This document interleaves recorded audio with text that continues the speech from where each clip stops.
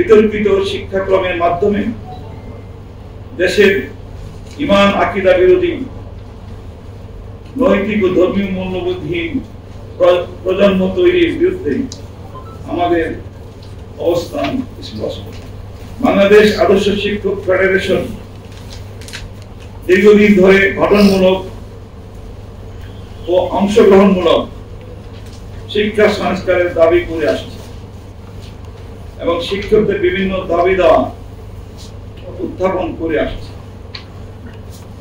কিন্তু বর্তমানে উক্ত দাবিগুলো বাস্তবায়নের ব্যাপারে অন্তর্বর্তীকালীন সরকারের পক্ষ থেকে দৃশ্যমান কোনো পদক্ষেপ আমরা দেখছি না। তাই আজকের সংবাদ সম্মেলনে আমরা আমাদের শিক্ষক কর্মচারীদের যৌক্তিক দাবি সমূহ তুলে ধরছি, যা বাস্তবায়িত হলে বাংলাদেশের শিক্ষা ব্যবস্থায় একটি নতুন গতিপথে প্রবেশ করবে। দাবিগুলো হলো, এর লক্ষ্যপানে আমাদেরকে যে কোনো ভাবে বাস্তবায়নের জন্য আন্দোলন সংগ্রাম সবটাই করতে আমরা প্রস্তুত আছি।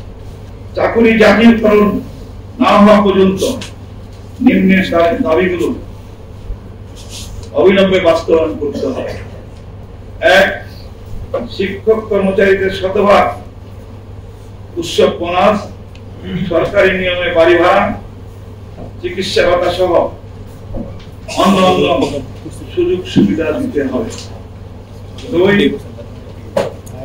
প্রাথমিকে ২০২৬ সাল থেকে ধর্মীয় শিক্ষা চালু এবং ধর্মীয় বিষয়ে শিক্ষক নিয়োগ দিতে হবে।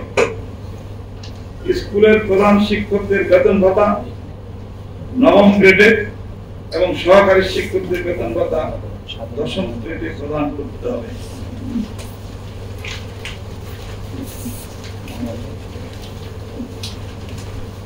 ৩, শিক্ষার সকল স্তরে ধর্মীয় শিক্ষা অবশ্যই চালু করতে হবে এবং সকল শ্রেণীর পাঠ্যপুস্তক থেকে ধর্মীয় মূল্যবোধ বিরোধী বিষয়গুলোকে বাদ দিতে হবে।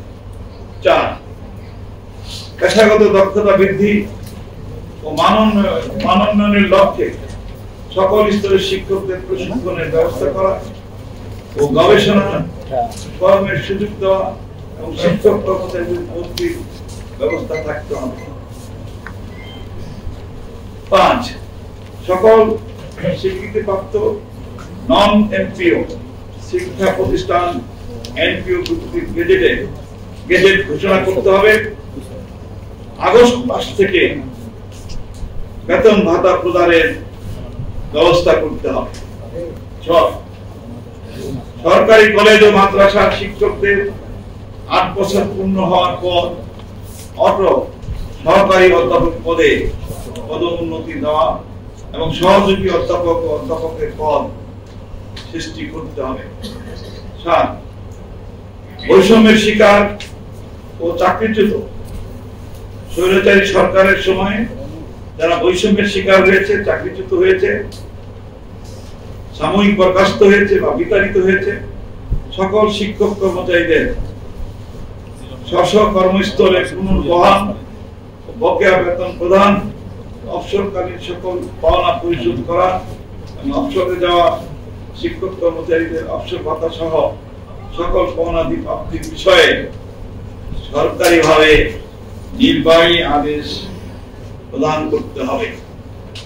প্রায় ১ বছর চলে যাওয়ার পরেও অধিকাংশ বঞ্চিত শিক্ষকরাই তাদের অধিকার পায়নি।